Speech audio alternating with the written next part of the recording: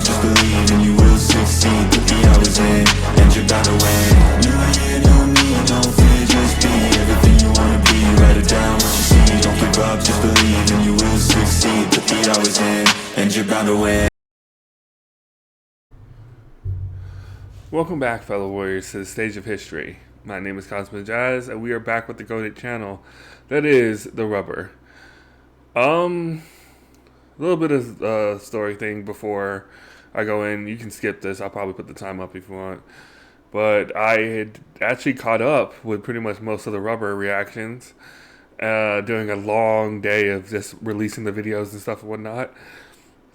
And that has literally destroyed me in the algorithm.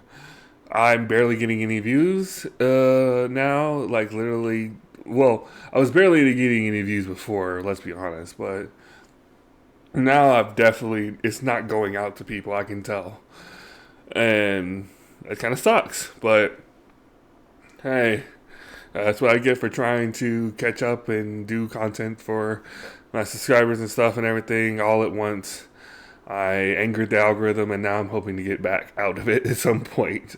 So if you do like this video, please, please, please, I can't state this enough, please hit that like button. It really does help a lot.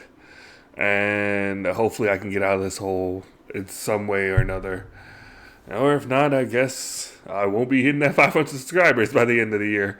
Because we are definitely back on a slow burn because of what I just did. And I learned my lesson. Oh well, no sappy talk. Let's get to the spooky stuff. Because that's what we are here for. Here we go with the monster Bus SCP-7057 A Person? Question mark? Viewer discretion is advised. Alarms have been going off around Site 549, signifying a high-class, dangerous anomaly was on the loose in the city. Crap, crap, crap. Dr. Bradley hurried through the corridor, passing by the staffers who were panicking about the alert. He rushed into the comms room. The screens were showing a live feed of the city in destruction, but the culprit was nowhere to be seen. Status: Not exactly a lot of reports destruction. of a monster sighting have been coming in from all channels. Casualties are high. Crap. It can't be that, can it? Told them it should be killed, but no. They simply won't listen. All right, call up MTF Beta 48 immediately. We need them to get the situation under control. Hello, everybody. I'm The Rubber. Today, we bring you SCP Foundation Euclid Class Object SCP-7057. SCP-7057, also known as A Person, is a shapeshifter with two forms observed thus far. Its first form, designated as SCP-7057-A, and the only observed state of SCP-7057 over the course of 7 years, is a typical humanoid with very limited speech capabilities. Any further description of 7057 kind of looks like a Resident Evil has been monster. restricted under protocol designed to protect their identity from any Foundation personnel not involved in the containment of SCP-7057. Its second form, designated SCP-7057-B, first observed on the 11th of February 2023, is an 8-foot-tall being with a bulky figure, tentacle-like limbs and flesh that is too tough. This could literally be Birkin's cousin. In contrast to 7057-A, 7057-B is capable of producing speech. It also is much more aggressive to personnel, especially upon hearing someone refer to SCP-7805, which is the designation of a collection of anomalous bus stop, SCP-7805-1 Alpha, and a blue bus, SCP-7805-1 Beta. What the? Its main anomalous property is its ability to absorb mechanical components and rearrange them to alter its own composition. It appears to do so in such a way that gives it an appearance similar to that of SCP-7805-1 Beta. These components are indeed retrievable from 7057-B's body. However, operations to do so requires written permission and appropriate equipment to ensure minimal harm is done to both 7057-B and any personnel involved. Makes sense. It is currently unknown what triggers SCP-7057's transformations and how it does so. SCP-7057 was brought to the Foundation's attention on the 3rd of August 2015. a few days after a fatal car crash taking the lives of 4 individuals and critically injuring 1 in the city of Gosnells, Perth, Australia. A few witnesses to the crash were brought in to the local police station for questioning, and one witness in particular caught the officer's attentions. This witness failed to produce basic speech and could not be found on any census database. DNA tests to find any potential family of the witness returned back a unique strand of DNA. It was then that the Foundation became aware of 7057, who was swiftly sent into containment within Site 549, and all police and citizens who had heard about 7057 were amnesticized. At first, 7057 was thought to be simply a man possessing anomalous DNA. Save for their DNA and inexplicable origin, it was thought to be a man without any other anomalies that would harm society. Dr. Hugh Bradley, head of Site 549, felt uneasy. He believed that there was something more sinister within 7057 and held the notion that 7057 should be neutralized. However, the higher-ups believed that it would set a bad precedent if they were to do so. And due to 7057 apparently not having any notable anomalous properties, it should be declassified and sent back into the world. While it was I don't know about that declassified one. and in the process of reintroduced back to society, Dr. Bradley ordered multiple tests to better grasp 7057's anomalous properties, hoping that he would discover new anomalies that would change the decision of letting it go. The tests soon began to take a toll on 7057, both physically and psychologically. The Ethics Committee then issued a warning to Dr. Bradley to cease any and all experiments on 7057 and said that containment may be unnecessary. However, its true anomalous potential was not fully understood until Incident 7057 Alpha, where 7057 broke containment, or the lack thereof, and wreaked havoc in the city. In the morning of the 11th of February, I wonder what 2023, caused reports of it. a large monster attacking the city of Gosnells started to flood all Foundation comms channels. MTF Beta 48 were then deployed to the location of suspected anomaly. The operatives of Beta 48 arrived at the vicinity, and the monster was nowhere to be found, only signs of its destruction. Stay frosty, fellas. We don't know what we're dealing with here. We're practically sent in blind with conventional firepower. Hold. Think I see it. There. The team halted as they found a match for the description of supposed large monster, about half a mile away from the initial reported location. It was barraging a house and notably absorbed parts of the microwave and fridge located in the kitchen of the house. All right, prep the trank. We'll take this one alive. However, before they could act, the monster appeared to become aware of their location and charged towards them. I like One the of the steps. operatives hastily fired a tranquilizer dart at the charging entity, but it couldn't penetrate the monster's armored Well, skin. dang. It smashed through the team's formation and picked up one of them and threw her into the rubble. Oof. Agent Joan, damn this thing. All right, plan B. There's a temporary containment unit stationed nearby. We'll lure it there. Follow my lead. The team pointed their rifles and started to unload on the monster, shouting at it to get its attention. But it ignored the operatives as it spotted a moving truck in the distance and began stomping towards it. The monster used its immense strength to grab the front of the truck, absorbing the engine and parts of the metal frame. The truck came to a sudden halt as it smashed into the monster, killing the driver instantly. Damn. The monster then proceeded to further dismantle the truck in a brutish fashion, absorbing its components and gradually taking a bus-like shape while agents attempt to apprehend it. Be advised, Captain. What? A friendly helo is on its way to your location. ETA 2 minutes. Roger. About freaking time we got air support. 2 minutes later, a Foundation helicopter arrived with infield containment unit.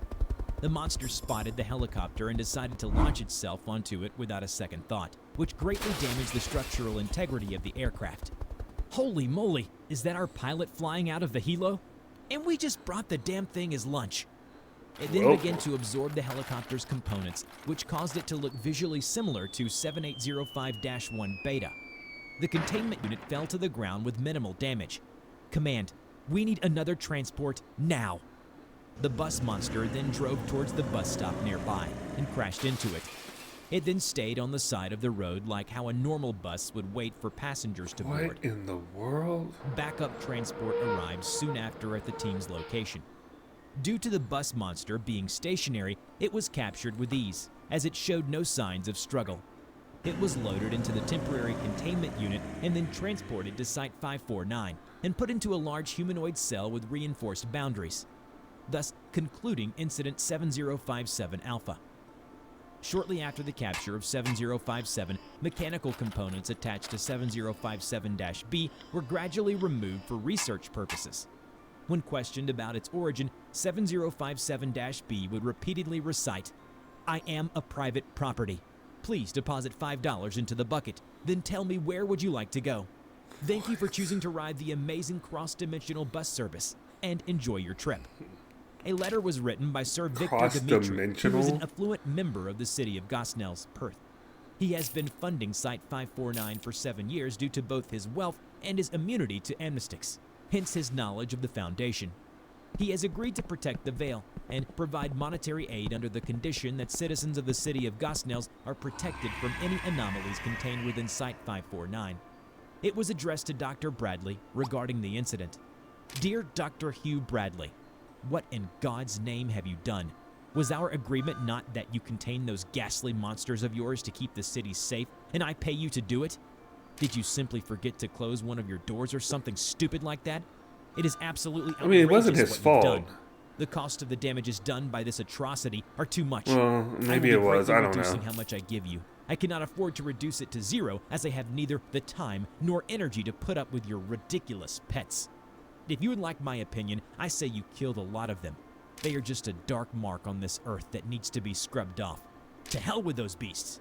Sir Victor Dimitri. And so Dr. Bradley was terminated as the head of Site-549. Of course, it's always me who takes the bullet. They messed up, and I just have to be the one to be blamed. I told them to neutralize that damn thing when we could, but no. It would make us look like the GOC or some such idealistic PR bullcrap. Sure, I understand that I got careless, but in my defense, I don't think anyone could have known 7057 would wind up being some shape-shifting wild beast.